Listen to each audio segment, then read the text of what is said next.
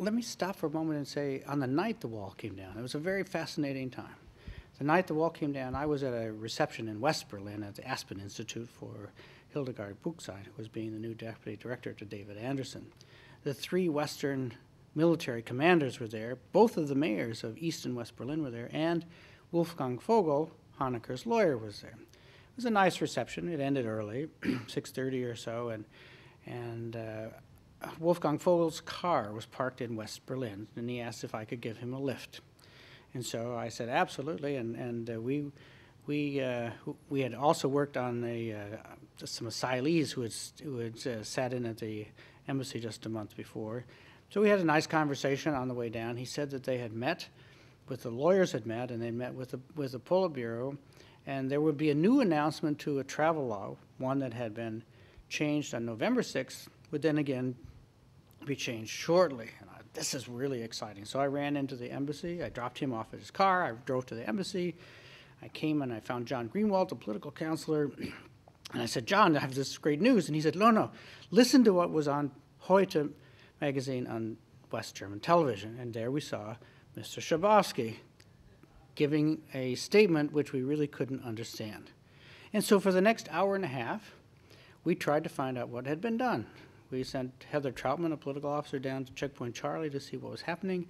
Emery Lipping went over to the ADN, where the press conference was, to see if he could get a text. And parallel to what we were doing in the embassy, trying to find out the facts and getting that reported to Washington and letting the Situation Room and the Operations Center at the White House, at the State Department know.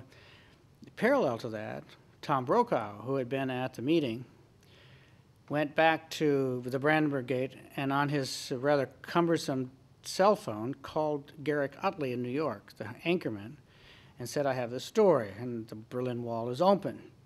And Garrick Utley normally would ask for a second opinion, but apparently Tom Brokaw had convinced him that he was at the meeting and he had spoken to Schabowski himself, and it was a real story. So for the next hour and a half, Tom Brokaw on NBC News was announcing to the world the Berlin Wall was open, while the rest of us at the embassy, we were trying to find out what was really going on, what the facts were, what the text was, and what's going on.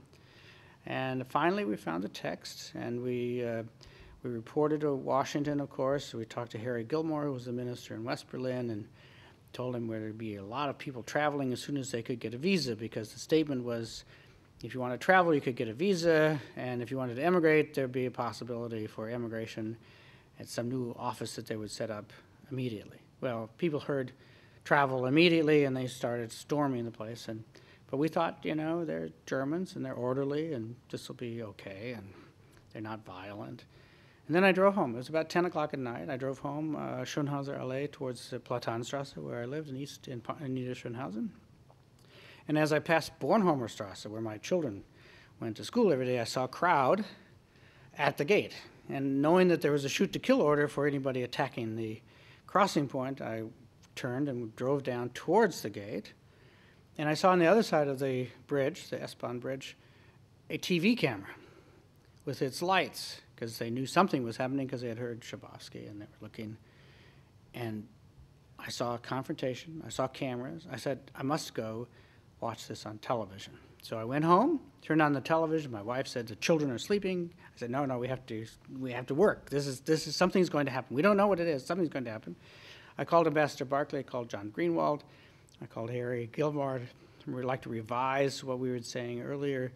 It looks like the visitors will be coming soon rather than tomorrow.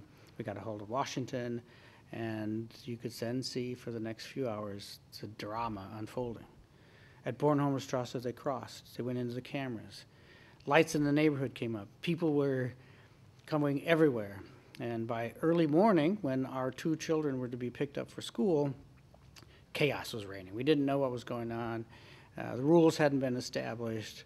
And my kids were picked up to be taken to the Kennedy Schule in West Berlin. And so I followed them in my private car. We got to Bornholmer Strasse. The people were very friendly. They saw this car, and they let it through the gate.